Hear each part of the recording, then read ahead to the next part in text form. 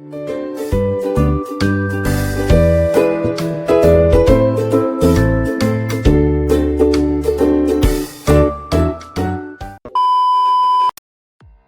sini saya akan menjelaskan biosintesis telur. Nah, dari pembentukan di ovarium sampai pengeluarannya di kloaka.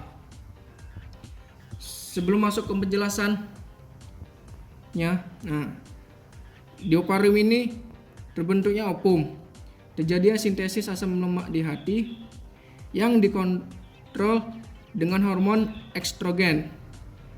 Kemudian oleh darah diakumulasikan di ovarium menjadi yolk atau kuning telur. Nah, jadi proses terbentuknya telur itu dimulai dari terbentuknya ovum di dalam ovarium, ini ovariumnya. Nah, ovum yang telah matang akan dilepas oleh ovarium dan akan ditangkap oleh infundibilum. Nah, ini infundibilum nih.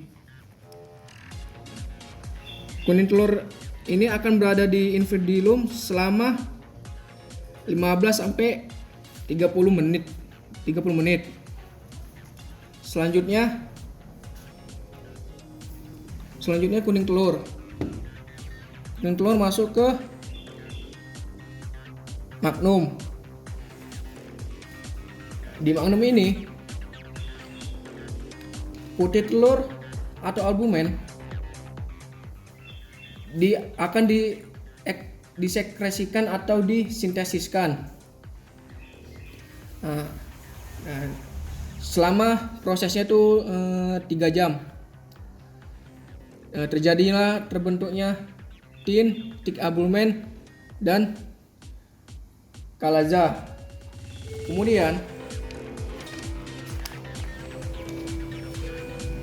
Kemudian telur masuk ke ismus. Nih, ismus nih. Nah, di bagian ini akan terjadinya pembentukan membran sel atau selaput telur.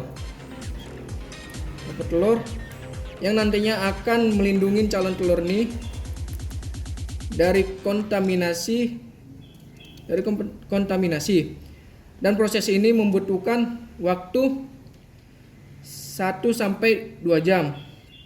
Nah, setelah membran selnya udah terbentuk di ismus, selanjutnya calon telur ini masuk ke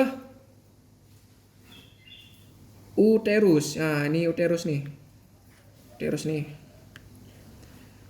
Proses ini di uterus memerlukan sekitar 20 sampai 21 jam. Nah, disinilah terjadinya pembentukan kerabang telurnya nih. Pembentukan telur. Setelah kerabang telurnya terbentuk di uterus, kemudian masuk ke vagina. Nah, ini vagina. Di vagina ini terus akan dikeluarkan melalui kloaka. Apabila telur tersebut dibuahi, maka proses pembuahan itu dimulai dari masuknya sel sperma jantan melalui kloaka menuju ke di sini, di magnum. Di magnum inilah pertemuan sel sperma jantan dan sel telur. Nah, proses pembentukan telur ayam ini membutuhkan waktu selama 25 sampai 26 jam. Maka dari itu, ayam ini tidak mampu bertelur lebih dari 1 butir per harinya.